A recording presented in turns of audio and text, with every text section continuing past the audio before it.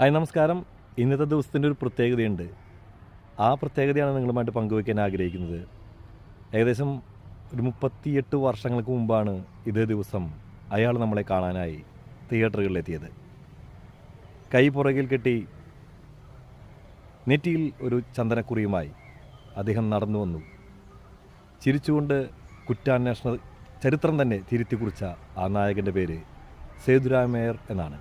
സേതുരാമയ്യർ CBIയുടെ ആദ്യ ഭാഗമായ ഒരു CBI ഡയറിക്കുറിപ്പ് എന്ന സിനിമ ആദ്യമായിട്ട് റിലീസ് ചെയ്യപ്പെട്ടത് 38 വർഷങ്ങൾക്ക് മുമ്പാണ്.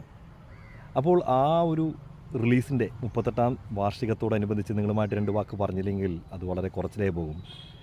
അന്നുവരെ മലയാള സിനിമ എന്നല്ല ഇന്ത്യൻ സിനിമാ ലോകം തന്നെ കാണാത്ത രീതിയിലുള്ള ഒരു ക്രൈം ത്രില്ലർ ജോണറിൽ വരുന്ന ഒരു സിനിമ, അതും നായകന് സ്റ്റണ്ട് സീനുകളോ അല്ലെങ്കിൽ പാട്ടുകളോ വാചക കസരത്തുള്ള ആക്ഷൻ രംഗങ്ങളോ ഒന്നുമില്ലാത്ത, മാസ് ഡയലോഗുകൾ കൂടുതലില്ലാത്ത ഒരു സിനിമ, തികച്ചും ഇൻ്റലക്ച്വലായിട്ടുള്ള ഒരു ക്ലാസിക് ചിത്രം.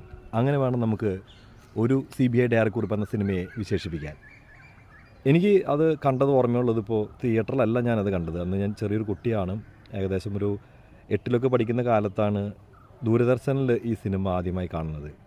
അന്നാണ് സേതുരാമയ്യർ എന്ന് പറഞ്ഞ ആ ഒരു കഥാപാത്രം എൻ്റെ ഹൃദയത്തിലേക്ക് നടന്നു കയറിയത്. അതുവരെ എൻ്റെ മനസ്സിൽ CID ദാസനും CID വിജയനും മാത്രമേ കുറ്റാന്വേഷണ രംഗത്തെ പ്രഗത്ഭരായിട്ടുണ്ടായിരുന്നുള്ളൂ.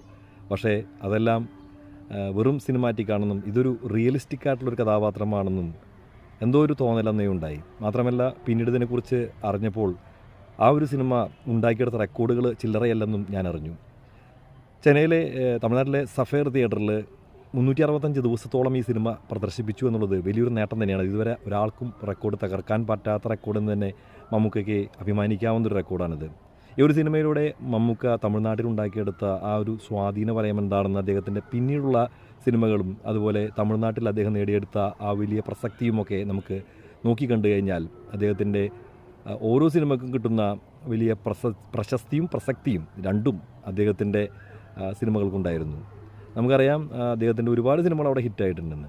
മാത്രമല്ല ഈ ഒരു സിനിമയ്ക്ക് 5 ഭാഗങ്ങൾ വരെ വന്നുപോയി. സംവിധായകനും തിരക്കഥാകൃത്തും നായകനും ഒരേ ആൾ തന്നെ. അതെല്ലാം തന്നെ സാമ്പത്തിക വിജയങ്ങളുമായിരുന്നു. അല്പമൊന്ന് മങ്ങിപ്പോയത് ജാഗ്രത മാത്രമാണ്. എന്നാൽ അതും അത്യാവശ്യം തരക്കേടില്ലാത്തൊരു ഹിറ്റ് തന്നെയായിരുന്നു.